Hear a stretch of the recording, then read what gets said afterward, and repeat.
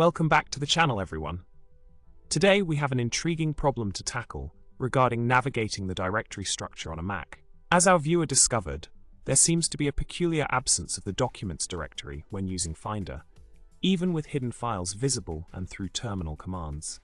Quite the head-scratcher, isn't it? Now, let's dive into the solution to this puzzling issue. The missing Documents directory in Finder was actually due to iCloud sync. By removing the sync with iCloud, the viewer was able to make the Documents folder reappear in Finder. Aha! Sometimes, it's the little things like cloud syncing that can play tricks on us. In summary, our viewer encountered a problem where the Documents directory was mysteriously absent from Finder, despite all attempts to uncover it.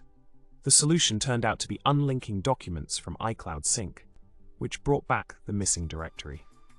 And there you have it. Problem solved. Thanks for tuning in today. Don't forget to hit that subscribe button, like the video, and share your thoughts in the comments section below. Until next time, happy navigating.